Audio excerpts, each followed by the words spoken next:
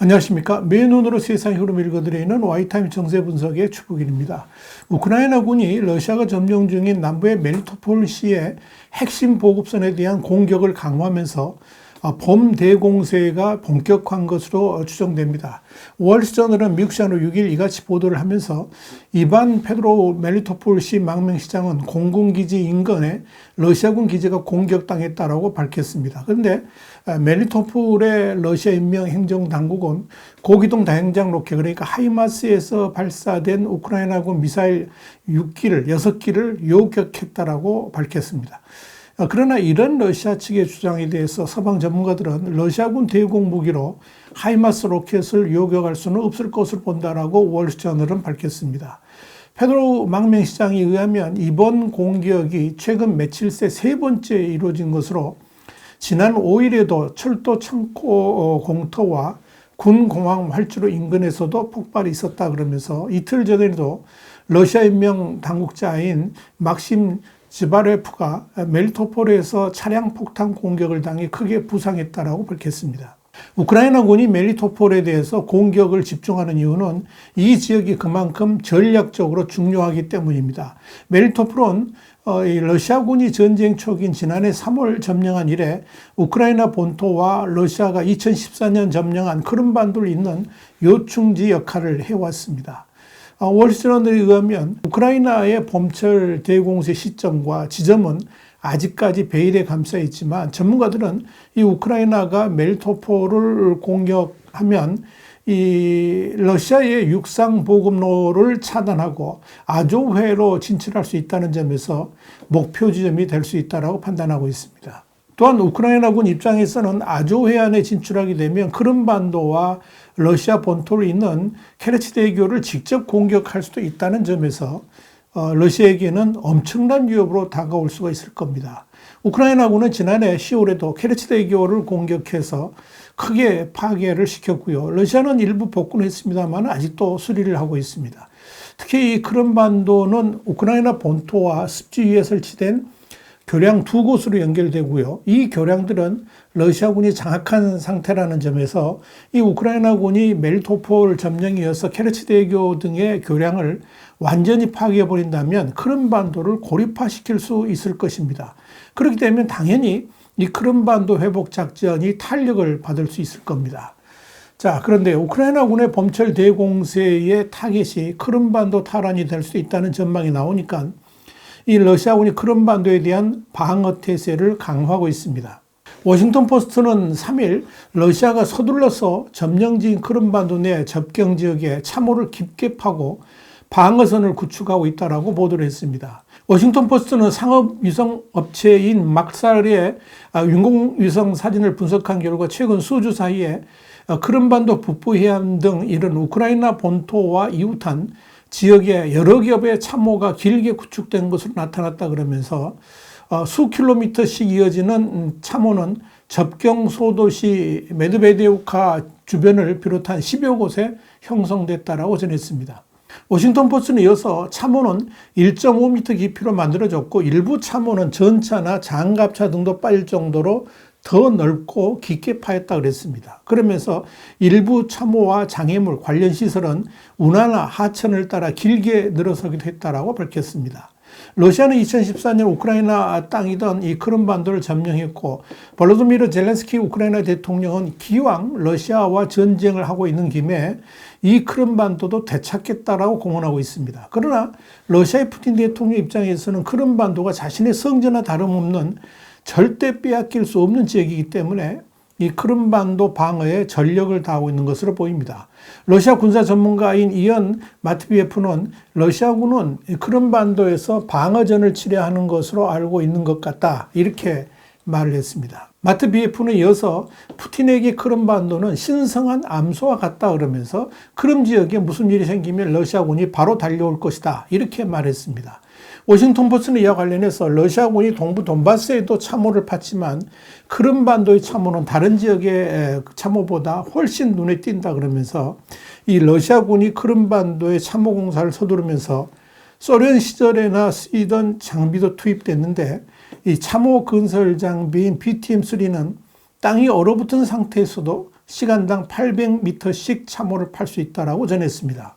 이런 러시아군의 방어 태세에 대해서 우크라이나 국립전략연구소의 미콜라 비오리스코 연구원은 크림반도를 이 정도로 요새한 것은 러시아의 두려움을 잘 보여주는 것이다, 이렇게 평가를 했습니다. 우크라이나가 이렇게 크림반도 회복에 눈독을 들이는 것은 잃어버린 영토 회복이라는 의미 외에도 경제적으로 아주 중요하기 때문입니다. 특히 러시아는 크림반도를 거점 삼아서 우크라이나의 해상무역로를 봉쇄하고 있죠. 그런데 이 우크라이나가 크림반도를 회복하게 되면 반대로 러시아의 흑해함대 운용이 대폭 축소되고 동시에 위기에 처할 수도 있을 겁니다. 이에 대해서 벤 허지스 전 유럽주둔 미군 사령관은 러시아는 크림반도를 통해서 우크라이나가 아조회로 나가는 것을 막을 수 있다 그러면서 우크라이나가 크림반도를 탈환하지 않는다면 경제는 빨리 회복되지 못하고 취약한 상태가 될 수밖에 없다라고 말했습니다. 폭풍을 이겨내고 적을 지치게 한 다음 반격한다. 이 말은 지난 겨울부터 미국과 나토 고위 관리들이 수개월 동안 우크라이나군의 모토로 삼아온 것입니다. 결국은 타이밍입니다. 언제, 어디서, 무엇을 가지고 대반격을 실행할지가 우크라이나군에게는 관건입니다. CNN은 6일 이와 관련해서 지난 9월 갑작스럽게 하르키우 북동부 지역에 대한 기습 공세를 개시했을 때처럼 1000km에 달하는 전선에서 러시아의 취약점을 연구하고 있는 우크라이나 정부조차도 아직은 모를 수 있다 그러면서 우크라이나 국방정보국 책임자인 키릴로 부다노프 소장이 최근 인터뷰에서 러시아와 우크라이나가 올 봄에 결정적인 전투를 치를 것이며 이 전투는 전쟁이 끝나기 전 마지막 전투가 될 것이라고 말했다, 이렇게 밝혔습니다. CNN에 이어서 우크라이나군이 봄철 대공세를 위해서 수천 명의 병력으로 구성되는 6개에서 9개의 새로운 군단을 창설하고 있다 그러면서 우크라이나군은 사실상 봄철 대공세를 위한 모든 준비를 마친 상태다, 이렇게 전했습니다. CNN 또한 이 우크라이나군은 봄철 대공세를 위한 도상훈련까지 마친 상태라 그러면서 러시아 전선 깊숙한 곳에 있는 물류허브, 후방기지, 탄약고를 공격하는 작전과 하이마스와 같은 장거리 서방무기 그리고 사보타주 작전이 주로 시행될 것으로 보이며 이미 남부 자포리자와 크림반도에서 이런 공격이 증가하고 있다고 밝혔습니다.